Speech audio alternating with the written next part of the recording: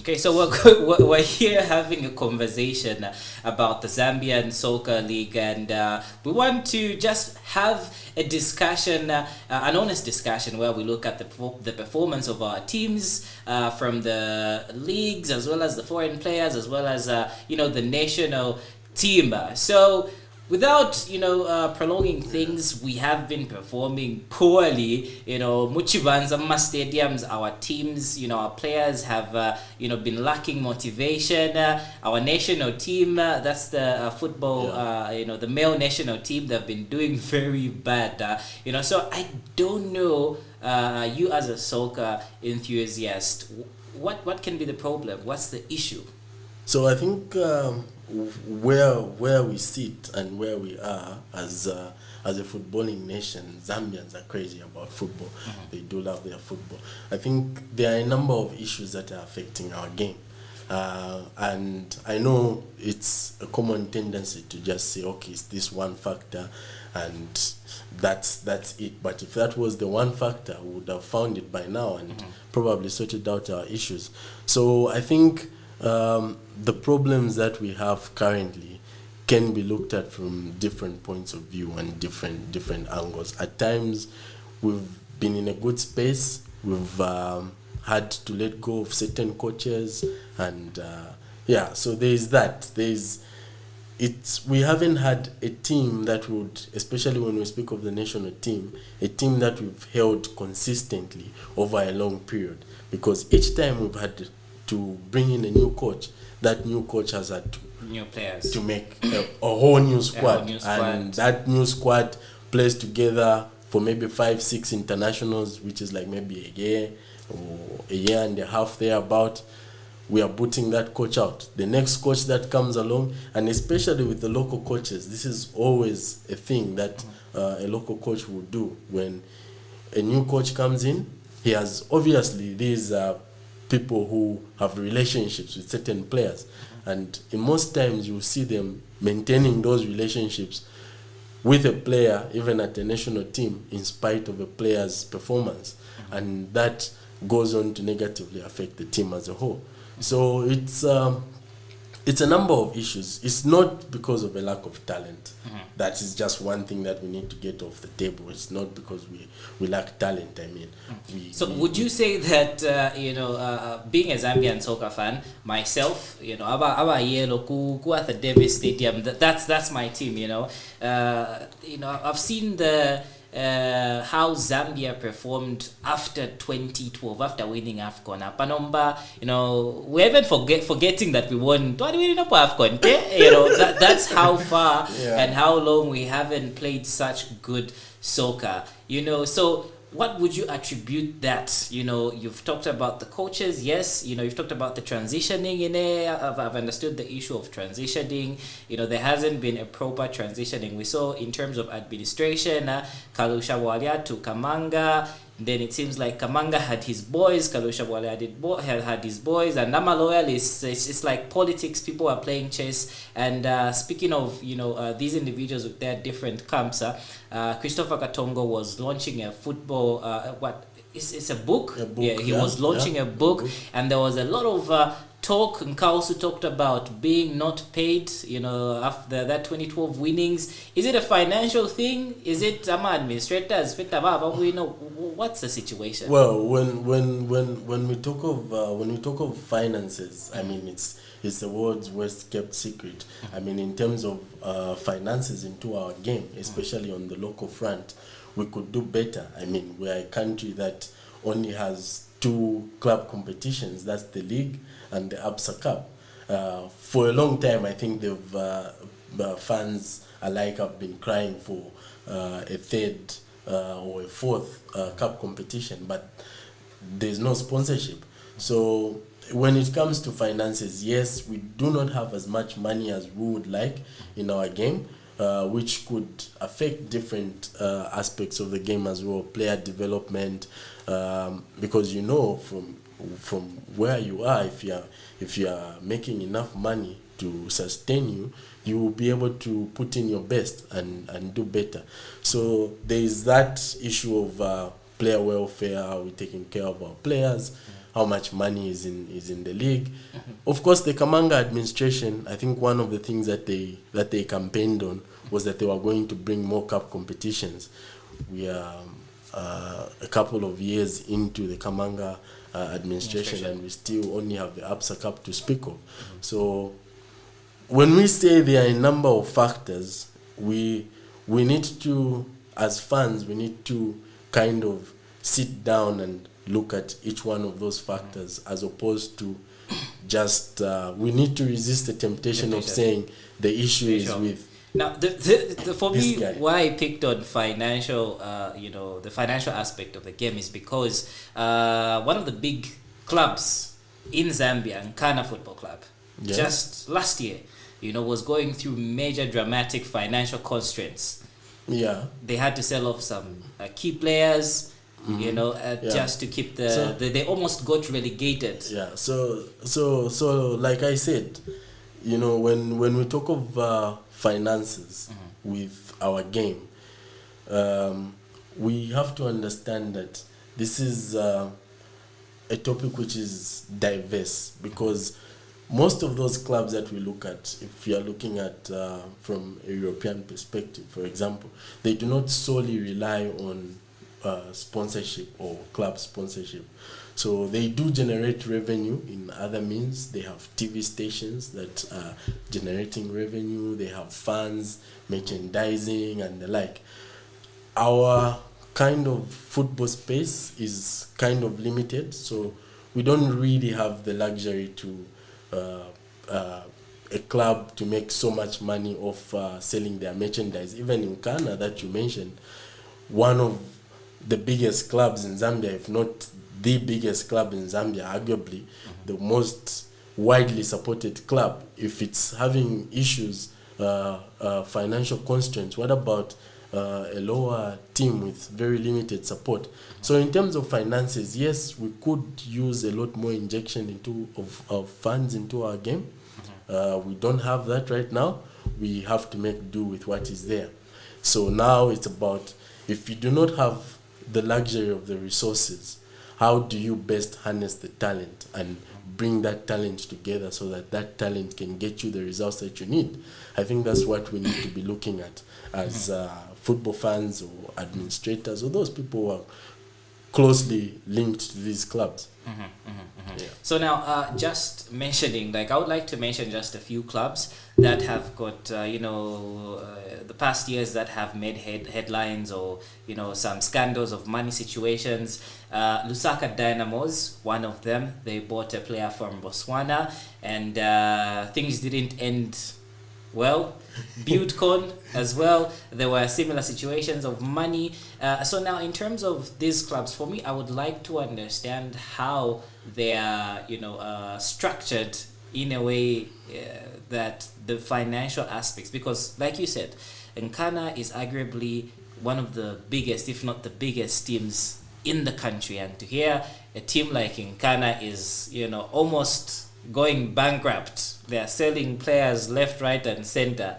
And Lusaka Dynamos, big team in Lusaka, they are failing to pay one chap. What leads, for example, Lusaka, I would like you to talk about Lusaka Dynamos. What leads to that altercation with the player and with the financial issues, maybe Buildcon as well, and then Nkana, just to break it down so that people understand where we're coming from in terms of the financial constraints. We understand in terms of sponsorship, but in terms of money accumulation, ticket sales are not enough to sustain a football club. Who owns these football clubs? How are they managing them? Do they have accountants that are paying players? Is it coming from individual pockets?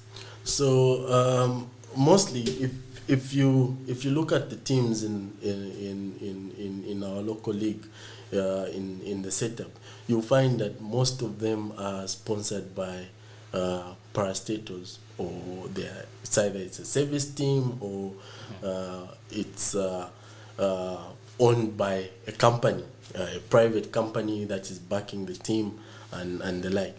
So in cases like Lusaka Dynamos, I do not I do not want to say too much because there are issues of litigation here that we have to consider.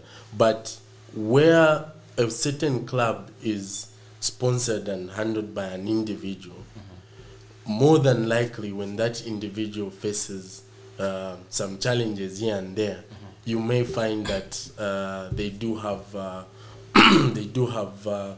challenges as a team.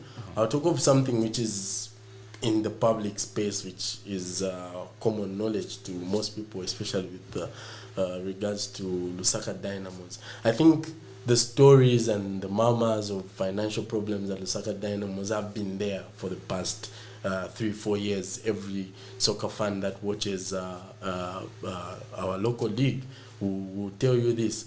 There are stories of players going unpaid for a couple of months.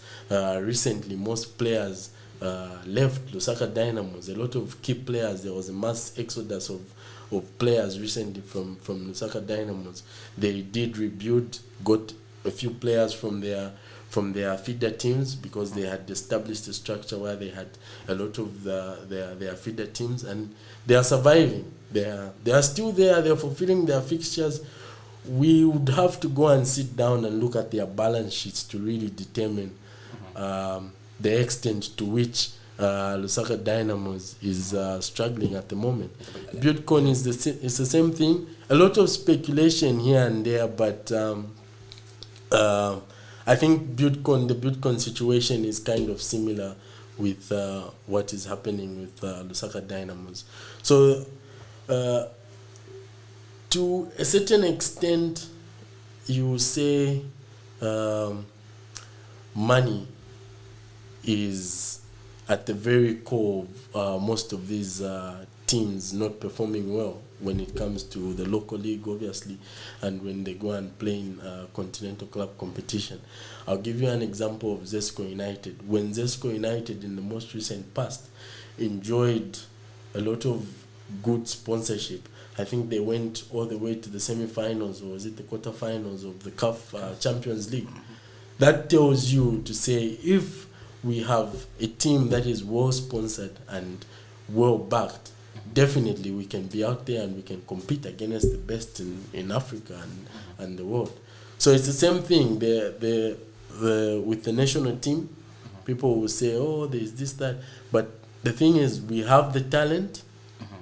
We have the talent. How do we harness that talent and put it together so that talent gives us results? Speaking of the national team, I was quite personally, this is just me, I was quite disappointed when Beston Chapeshi was named interim coach, because at that particular moment he was coaching Kansanshi Dynamos, very well funded team by the Mines. No, was it? Yeah. There was a time he went to Kansanshi, yes, and then Kansanshi failed to. They were relegated from the MTN Super League, and they were relegated back to Eden, and then now they've qualified again. So it was during that stint. Yeah. So what happened was Kansanshi was relegated, right? Beston obviously was I think at that point was given a 3-month. Is it the one where he was given the 3-month probation as coach, national coach? Yeah. And then he went back to Nkana, left. Yes. So basically, what I want to outline was his performance at Kansanshi Dynamos, well-funded club. He did buy quite a number of players that were playing for Nkana and brought them to Kansanshi, and that's after Kansanshi just qualified to the MTN FAZ Super League.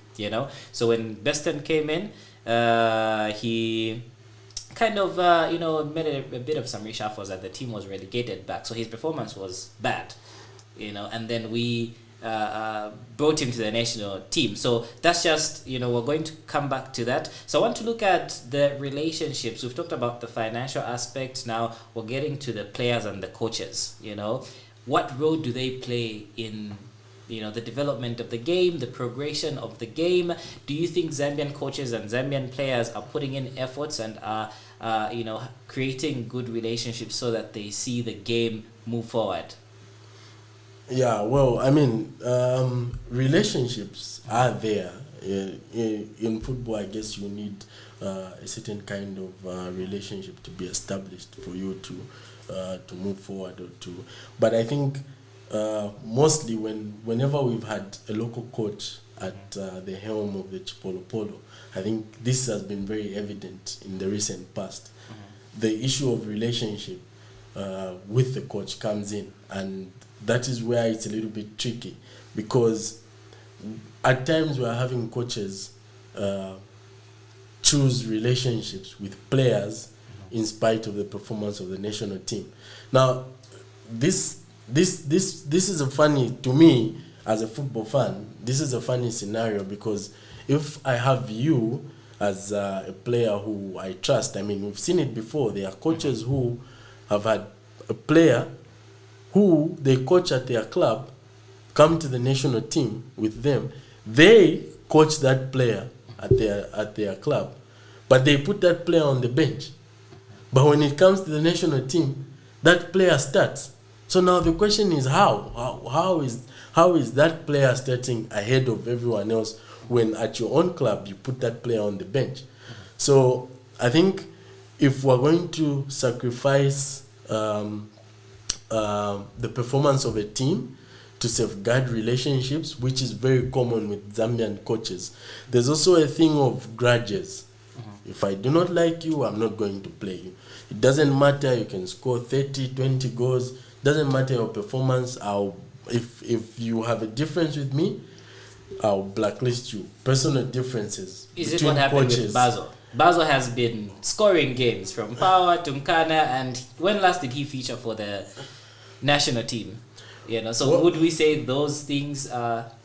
Well, not really, because I mean, when if you look at when Basil had his spark or came back to form, I think it was sometime when Beston Chambish, when he made the move from Power Dynamos to go to Mkana, that time the coach was still Beston Chambish, who was our national team coach, and Basil was his player at Mkana. And he was scoring.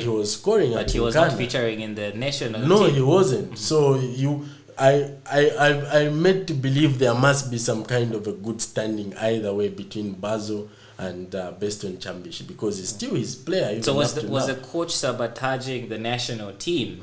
Because you have, and here's the thing, when I'm talking about Basil, it's a bittersweet conversation, because I'm a Power guy, and if you're a soccer fan, you understand. Definitely. You understand the situation. The rivalry there. He did what no man should do. But he's one talented person, and he'll give us goals. Ronald Sate was on a dry spell. Still has been on a dry spell, unless there's a game that I watched. He did score a goal. He did score a goal against was it Konkola Blades? Konkola Blades or Chambisha? I struggle to remember the team, but he did score a goal in a 2-0 win recently. So we have, I think it was Konkola Blades. So we have a lot of non-performers, and then the guys that are performing very well on the local scene are not really. And then you find the coach side issues. If it's Basil, I believe it's discipline issues which are cited most of the time. Yeah, on the Basil issue, I think when it comes to the national team, here's the thing: maybe you can have him as part of the national team, but do you think he starts ahead of Fashion Sakala or Patson Daka? You probably have to make a choice as a coach. And if you look at Beston Chambish's team when he came and took over as interim manager for the Chipolopolo, what Beston Chambishi tried to do was basically lift the under-20 team that won him the AFCON in 2017 and bring that team to, of course with a few adjustments, but you could see that he was trying to kind of use was that under instructions from Kamanga? Because there's this whole 2012 legends and those guys.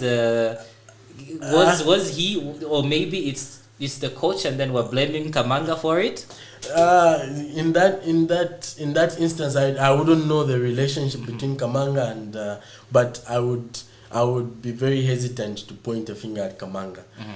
For me, based on Chambish at the national team, his spell as interim coach, I think that was him. And even him, I think if he was here, he would probably say, well, that was me. I tried to do this and I failed. It was probably a few tactical issues here and there, like certain games you would watch.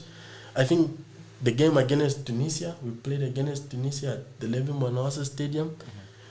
For me, in my few years of watching football, I mean, I'm in my 40s, but hey, in my few years of watching football, that to me was the worst Tunisia side we had come up against.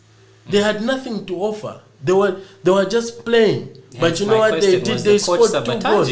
Yeah. So I wouldn't call it sabotaging. Maybe he had his own people that he wanted to work with, of which they were not giving him the best output that he would have wanted.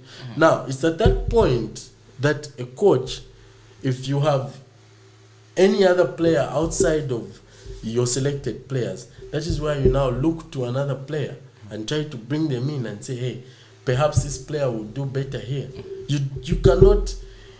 I think his insistence to stick with a system that wasn't working is what eventually cost us and cost him his job. Could it have been an issue of kickbacks, where we've heard these stories, Murisoka, Masoka, situations where players give the coach something. Give something. Yeah, we've heard those stories. Do we have any proof?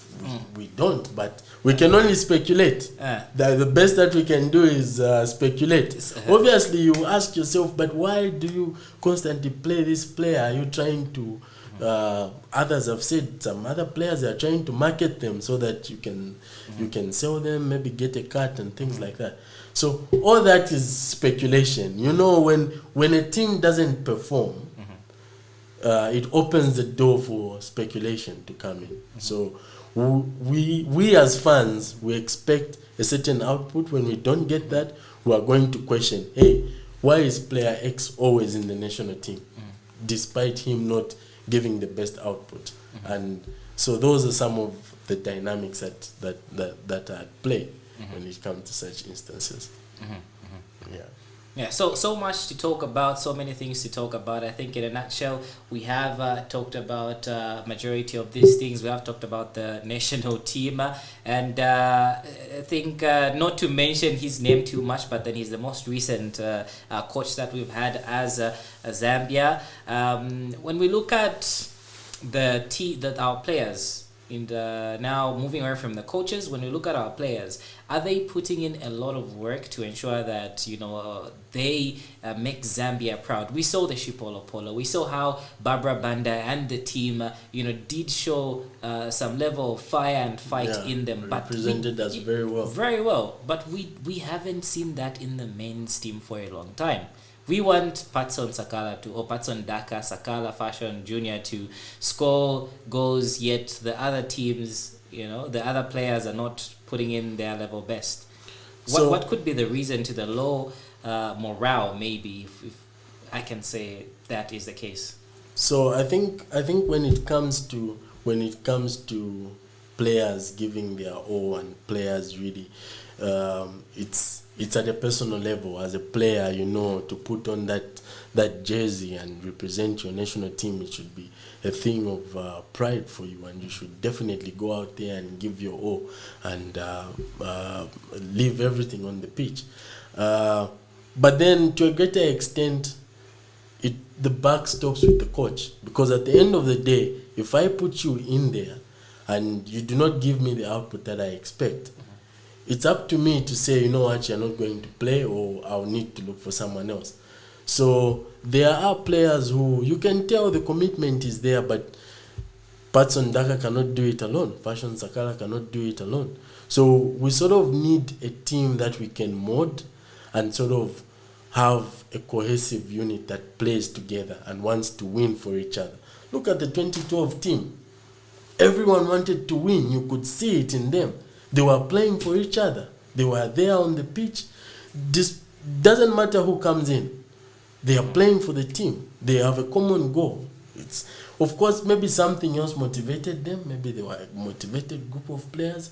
But I think to some extent, they knew exactly what Herve Renard wanted to get out of his team. And because they knew what Herve Renard wanted to get out of the team, every player played according to what was expected of them to do. So, yeah, player commitment is there, but it's also what is the coach instilling in the players? What do you want to see as a coach? And speaking of the coach, what's your, what do you think of the new coach, Asanovich, if I'm not mistaken? What do you think? Is he going to take? He's promised us Africa Cup of Nations qualification. Africa Cup of Nations qualifications for Zambia is something which is right there for us. It's not, like our poor performance in the past has almost made us to believe like Africa Cup qualification is this thing that is like it's our right. Do I dare say this? It's our right to play every Africa Cup of Nations because we have the talent. So Africa Cup qualification is a low-hanging fruit, which as long as the coach approaches his team selection from an objective standpoint, definitely that's a no-brainer. We are going to be back at the AFCON in 2023. Do you have confidence in him? I mean, he was there in Tunisia. He was the assistant coach, and we still saw what happened. Well, as far as confidence is concerned, I wouldn't say whether or not I have confidence in him yet, because we are yet to see what he can do as a coach, given the mandate. Because people always say, well, I was assistant. It might not always work out. Look at 2012, we had Herve Renard as our coach. Herve Renard left. When Herve Renard left, I think we appointed his Patrice Bumel as our coach. It didn't work out. So he was his assistant, but when it came to the actual game, it didn't work out for him. So why was Herve Renard so talented in assembling the team? I think Herve Renard was a guy that knew what he wanted. If Herve Renard is going to watch 5-6 games in the MTN FAZ Super League, and for him, his one goal is to look for a defensive midfielder, what would call a number 6. If that's the player he's looking for, and he watches all the top teams in the Super League, and he says, well, I don't see any player who can fit into my system or into what I want, I'm going to look elsewhere. He would go and watch Division 1 games, Division 3, to try and find that one. So to me, Herve Renard was a guy that had the puzzle in his head, and he was just looking for pieces to fit into that puzzle. Doesn't matter where you come from, doesn't matter who you are, doesn't matter. It's that objectivity that at times tends to be lacking in our own local coaches. Not trying to say bad about our own local coaches, of course they do try, but the thing is that you have to put certain things aside if you want to win. Here's the thing that we forget. If I am the coach, right? It's those players who guarantee my job. So if I have a problem with you and you can get me 10 goals, easily get me 10 goals, that 10 goals guarantees my job, doesn't it? So why shouldn't I play you? Forget our differences. Doesn't matter if I don't shake your hand as we are in the tunnel or we are training. You go there, do your job. I'll go there, do my job, coach you, tell you to go out there, do your bit. Simple as that. So that there's a lot of personal differences. This coach X doesn't get along with player Y, so player Y is sidelined. I mean, we've seen it before in the media where a player is saying, no, I actually wasn't just called to the national team. Meanwhile, the previous day, the national team coach was on a press conference telling us to say, no, I called this player and he refused to honor the call-up.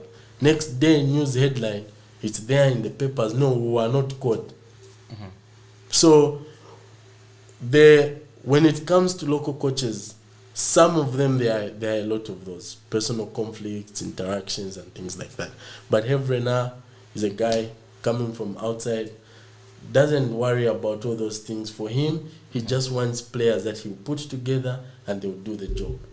So even for our current coach, he could have been the assistant under Beston Chambeshi. Of course, his argument is going to be, well, there's only so much that I could do as assistant. Now he's been given the mandate. He has his players. He's going to play a friendly against Iraq. I think the team should be leaving soon for Iraq. Yeah, speaking of the current coach, and you're looking at talking about the players, egos, and connections with each other. So our coach currently has named Enoch Mwepu as the captain. Do you think if he calls up players like Kabaso Chongo, Renford Calabar, they would accept the invitation and come and play under the captaincy of Enoch Mwepu? Of course. I mean, it's Kabaso is also one of the players that has been cited to be, discipline levels, egos. Yeah, but this is something that's out there in the public. Yeah, but I mean, would they honor and would they give respect to Enoch Mwepu, just to ensure that the game progresses and they, take Zambia to the next level? I wouldn't maybe give a definite answer because I do not know them at a personal level. But I would like to think as a professional, definitely to say this is the captain, this is the one who's recognized. Doesn't matter. It's not an issue of age, really.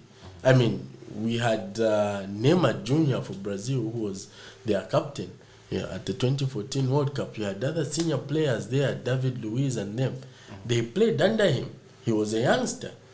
So really, if the coach bestows leadership on someone, you definitely respect that as your leader. It's about professionalism in that instance.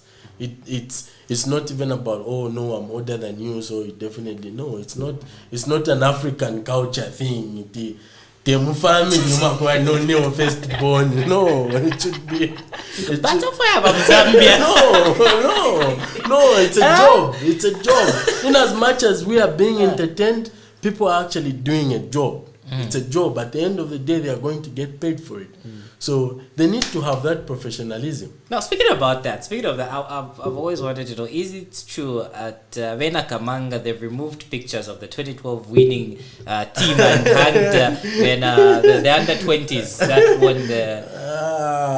Do you think it's true? I don't know. Maybe you've been there and you've seen that Vadif Miyako Avena, Christopher Katongo, because that's been a situation, and hence my question. Guys like Renford Calabar who were in that generation and just a team of players who are still currently playing, one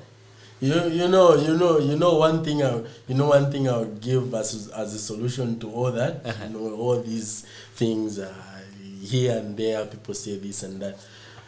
I mean, FAZ, to just cut out all this talk about, they removed these pictures, they did what they... Just create a football museum. Simple. Just create a football museum. You can have all these people displayed somewhere, whatever. There will be no talk of, trust me, there will be no talk of, we went to this one's office, Tamawama pictures. I think just beat the system, you know what I mean? Like, work around it. Create a soccer museum.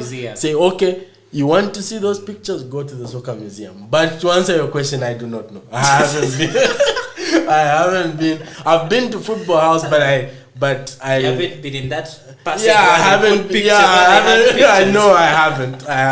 I'll be lying if I said I have. So that's the thing. So, but yeah, that's something that, each time we want to talk about, our game doesn't create something. FAZ is there. It's within their powers. They can create a soccer museum where you can go and see pictures, cutouts from, newspaper articles about all your legends. You've had legends for years. In the 70s, personally, I would have loved to have watched Zambian football in the 70s. Can you imagine night games?